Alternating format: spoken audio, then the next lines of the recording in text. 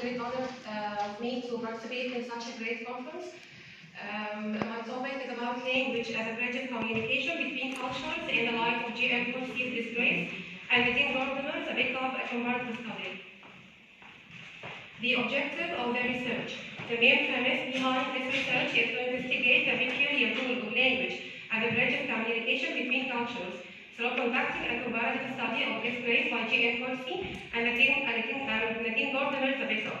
Language is an important vehicle for gaining power in communication. It's a focus of power relations since it reveals the existing struggle between social groups in the apartheid and post-apartheid era. Since language is a product of the present dominant ideology, the novelists under the study are very concerned with language as a discursive power of a struggle to resist the dominant ideology and a potent force that's associated with self-fashioning and the question of identity, on the basis that it's an influential means of expressing opinions and interacting with others, especially for the blacks who lack civilization, knowledge, and culture. So the achievement of literacy among them is a revolutionary act and a great challenge to the dominant cultures which pay less attention to their humanity. Language cannot be restricted, predicted, or controlled.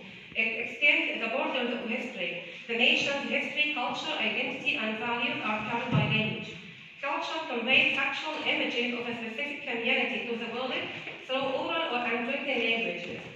In fact, cultural forces have a great deal of importance in shaping the sense of history and spreading languages. It's not enough to consider cultural causes only to understand the profound significance of language. Therefore, one must recognize all the political, social, and economic forces surrounding each culture. Language lies at the heart of the two struggling forces in Africa in the 20th century. According to Ngugi wa Thiong'o, the African people struggled ceaselessly to restore their seized power and heritage and usher a new era of communal self-regulation and self-determination. In black skin, white masks, Franz Fanon splits identity into two selves, the man in the white mask and the man in the black mask. The former speaks native language as his mother tongue and a real aspect of his identity, and the latter is fully aware of his original identity but uses this disguised identity for assimilating into other cultures during the age of colonialism. Ironically, using the mother tongue for the blacks is regarded as a sign of passivity and discretion, foolishness, and inferiority, whereas using the foreign language is regarded as a sign of positivity, superiority, and dominance. A considerable transformation happened upon the ending of the colonial rule of the apartheid regime in South Africa and led to a huge cultural identity crisis between the two divides. The descendants of white colonizers growing in South Africa and indigenous blacks. Michel Foucault outlined three relevant approaches to language and communication, represented in the reflective, intentional, and constructionist ones. In the first instance, the reflective approach implies that inherent meanings of language reflect nature. The intentional approach demonstrates how authors impose their intention on their literary works through language. And the constructionist approach reveals that meanings can be constructed by symbolic representations and signs. Each culture has its own signification, representation, and cause. In order to understand and recognize other cultures, one might know their mindset and perception. John Maxwell Coetzee, the recipient of the 2003 Nobel Prize in Literature, and Nadine Gordimer, the recipient of the 1991 Nobel Prize in Literature, are two of the most influential authors in South Africa during apartheid and post-apartheid periods. They are considered the voices of reason, truth, and conscience of the black people under the control of the apartheid regime.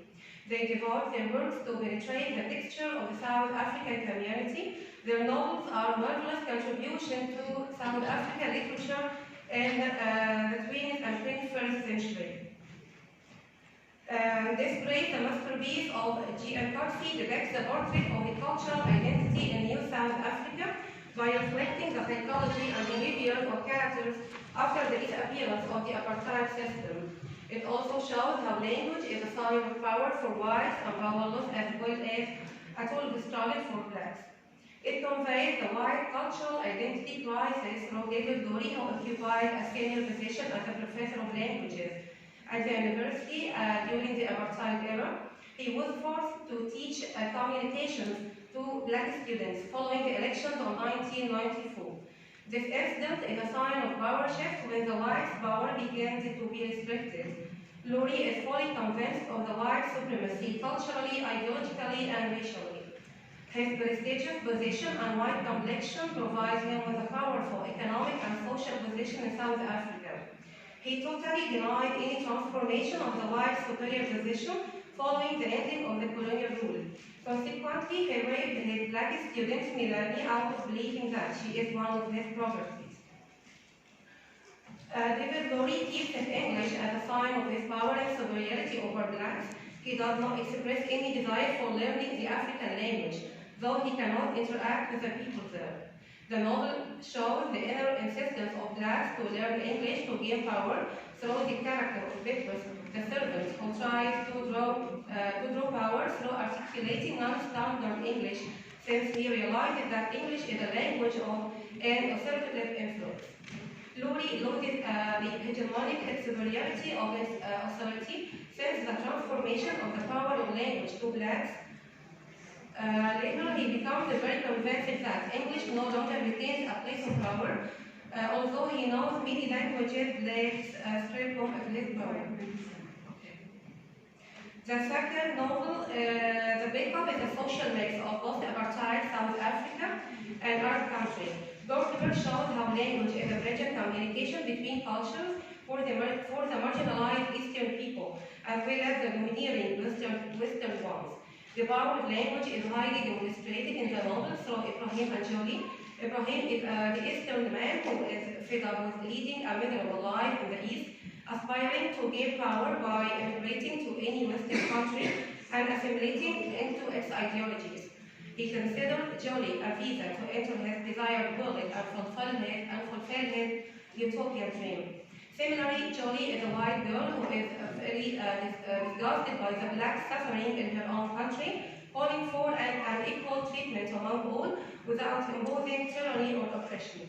She considers Ibrahim a means to achieve her goal, choosing his Muslim community in Saudi Arabia as an appropriate place to fulfill her desires.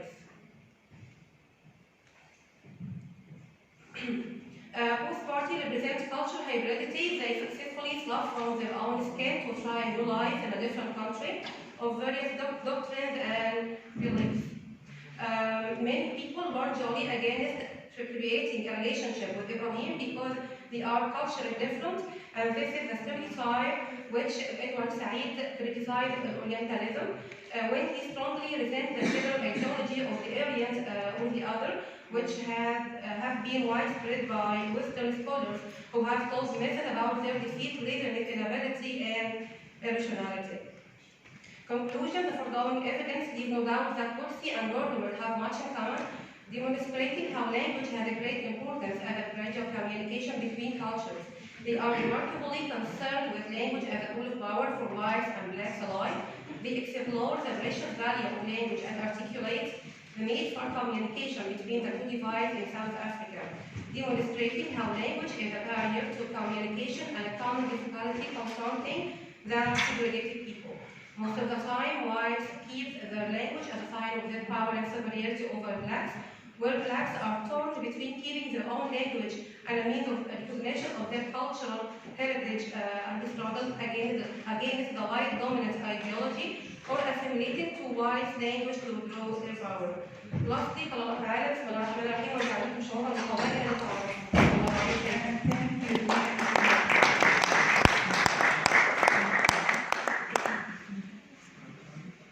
Well, you have already mentioned many post-colonial aspects. Yes. Hybridity, assimilation are some of them. Which old theory are you going to rely on? You mentioned Fanon, you mentioned Edward Said, and others. So, which one? Language in relation to post-colonialism, especially in the apartheid and post-apartheid era. This is a colonial period in South Africa. So I mentioned cultural hybridity and so on, and Orientalism and so on. Which theory are you going to manifest? Universalism. Yes. Again? Consider the main theory, not co-theory, but yeah. Okay. So, I guess in the session, we want aim to read history again, or what? We not do we suspect people writing history, historians? And now Coetzee and Gordimer try to rewrite history. Rewrite history or rewrite. Another concept of No, not another concept. They try to convey history not convey just events, but according to depending on cultural forces and political events.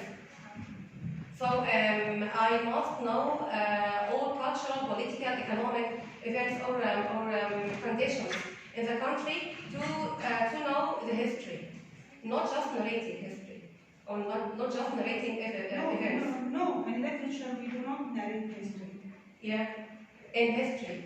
In history? In history. In old history or traditional history. Yeah. So I thought that you are going to manifest one of the post-colonial theories, because you mentioned assimilation, hybridity, and other aspects of post-colonial aspects. Yeah. These perspectives are interrelated in post-colonial. So language is included in all these perspectives.